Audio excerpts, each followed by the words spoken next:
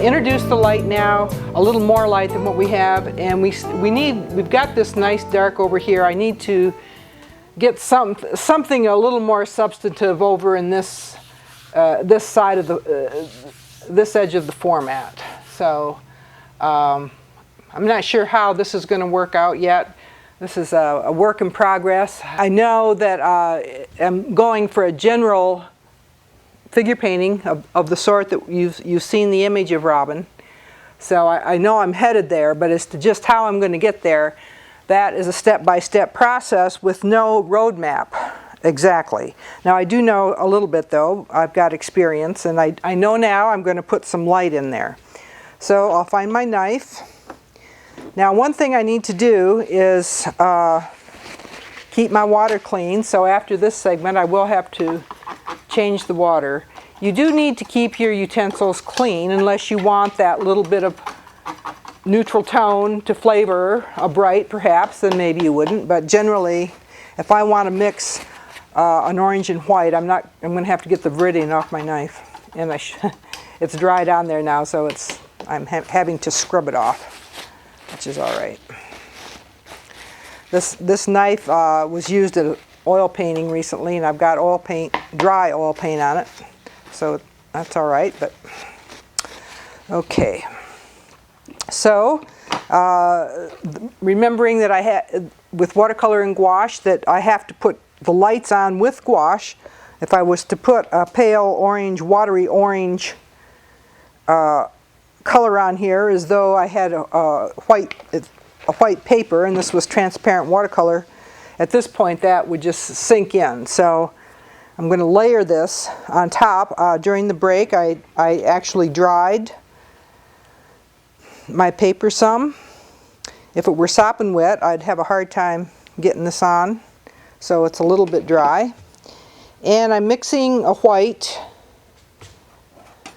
quite a lot of white. I don't know if I need that much, but I'll start there anyway, with some orange. Ooh, that's a strong orange. Didn't want that much. And let's flavor it a little bit with this yellow-green over there. So it's mostly orange and white. Now my ground's got yellow ochre on it, so it's a nice fleshy color. I'm wondering if it's too pale. Let's see here. Yes, it is. It's a little pale. So we'll put a little more in there.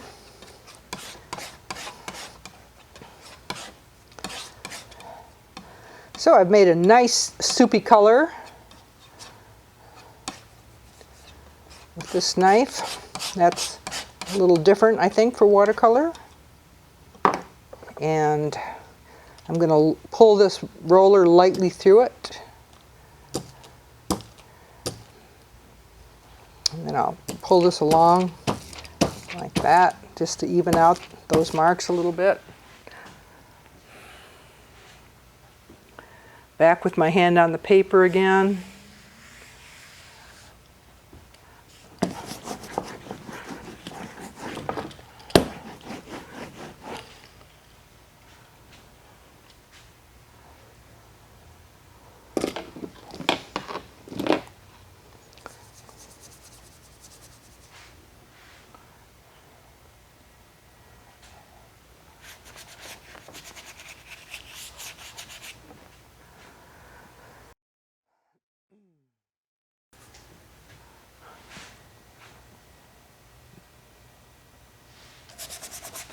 That might be too green, too bright. We'll get rid of it later if we don't like it. Push that into the paper some.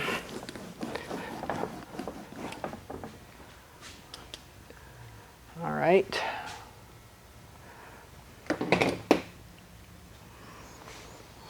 Now I'm gonna, since I have so much creamy stuff on the paper, I'm gonna use some of that with the rose and just a little bit of Viridian. Knock that rose down.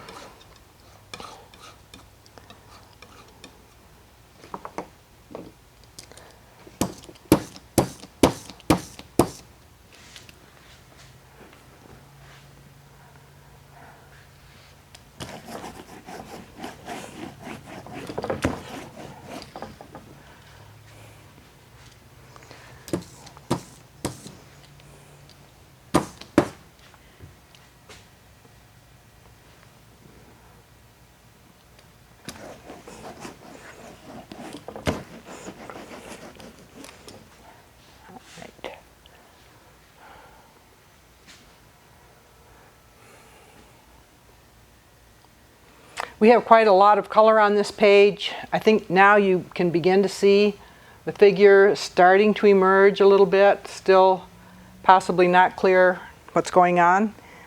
And so at this point I will begin drawing with charcoal. And the truth is I see mass better than line, so this will be a loose interpretation of the figure in space, and then when I start to paint with a little more detail, it'll begin to make more sense to me and hopefully to you. All right, I'm starting, I've got a face here. This is the strap of her shirt, of her slip coming down into here, and curve of that breast and the torso about here now perhaps, and the edge of that settee that she's on right about here. Now here was the initial, you might recall that, and I don't know if you can see it, but there was an initial mark here for the curve of that settee, and it's off. It's my accurate mark now is a little lower than that, but I'm happy, it doesn't matter. Okay, and then the underarm, let's see, this comes on over here a little bit more, and then the underarm here going up,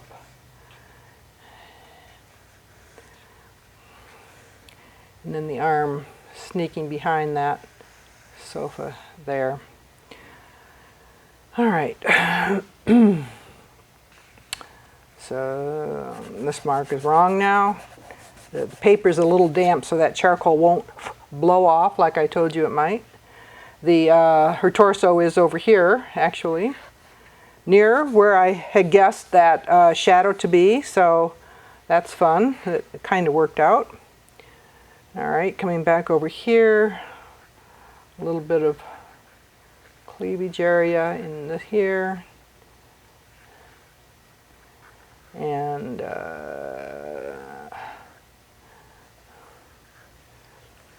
that's the top of her slip, and then this falls off the shoulder over in this arena somewhere.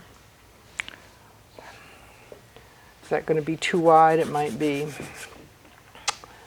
Let's see here. Let's not make it quite that. More about here. It's a very common error when working to make the shoulders of your model too broad. I don't know why it should be that way. I find myself occasionally doing that though. All right, here's the bodice, and then underneath the bodice. And then the arm, the upper arm of her right arm, about here, and the forearm beginning at the elbow area about here. And then I have a knee already here, and a leg coming back somewhere over there. And so that's the kneecap. And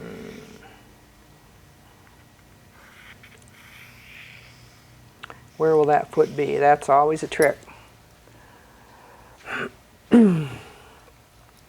Back up into the kneecap, I've got a, let's see, the top of the hand coming down here. And the wrist area right there. And palm beginning here. And then another thigh emerging from that slip. And then the knee coming up, covering her hand in this area here. Always a trick. All right, so now I've got her side of her torso back where I had it. It's a puzzle. Let's paint over that. All righty. And see, the edge of the breast is here. That's about right there. Okay.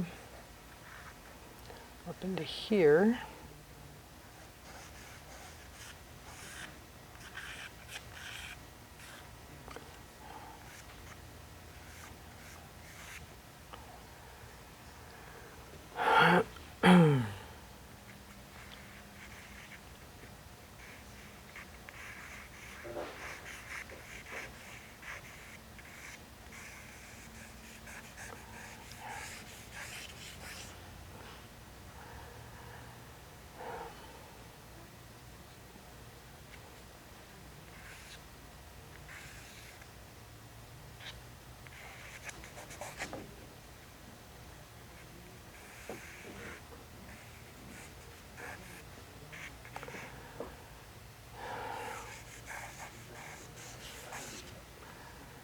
So that needs to be a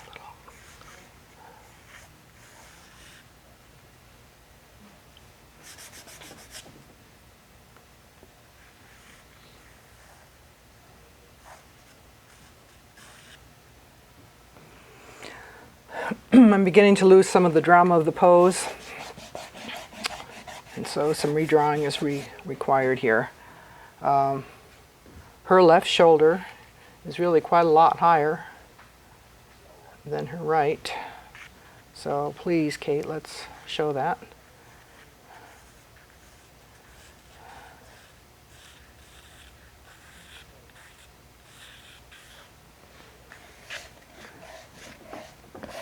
In which case, that's going to lower all this stuff just a little bit. See, it's just a puzzle. You got to keep working. Try and capture the drama that's there. So that kneecap now is a little bit lower than it was. Now I use an eraser like this. This is a Cheap Joe's Tough Stuff. And watercolorists are often careful to erase and be delicate and get their pencil marks or charcoal off the paper without abrading the paper. But I actually do the opposite. And I use a heavy mark, and this will actually abrade the paper somewhat. And but I use it up and down, because I'm thinking that those up and down motions, like this, on a page, will set up a very faint rhythm that relates to the edge of the format. So that is a little different. I like texture. I like drawing and redrawing. It's a good thing because I do quite a lot of it. All right, now that elbow is right above the underarm there, and this comes in, and this leg then comes up about like this. And this is kind of like so. These marks are off now, so I'll just get rid of them with my up and down heavy approach. There's bits of eraser in that painting now, which is I like.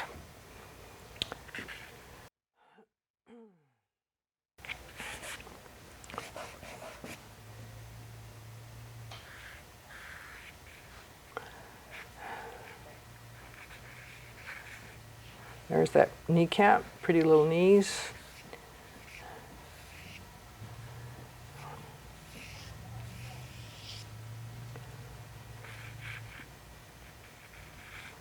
And then her dress starts out here and falls over here.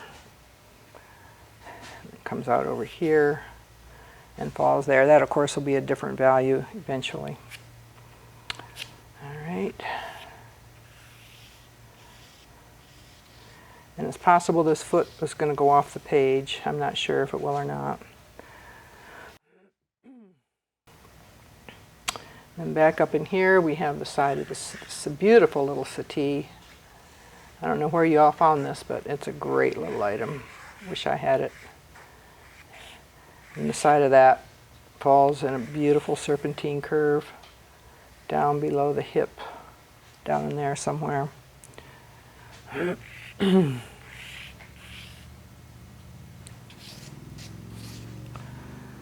right. Carrying on with the drawing now. Here's the wrist area. If she had a watch on, it would be right there. The palm begins here. And here is the knuckle area and the mitten falling behind that knee. So her thigh is coming out here, that looks possible. And then the knee is coming out this way, quite a bit beyond her hand. And coming back underneath. And then the bottom of her thigh in this area somewhat. And then we've got a little bit of dress over in here. So then this leg, this front leg bulges against the lower leg that it's resting on. Now most of these marks are going to disappear. A little bit of bulge there, a little bit of bulge here.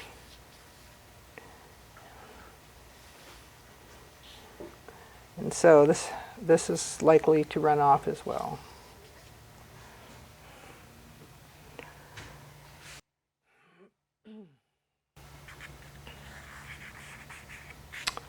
So back up it. Here. Ponytail area here.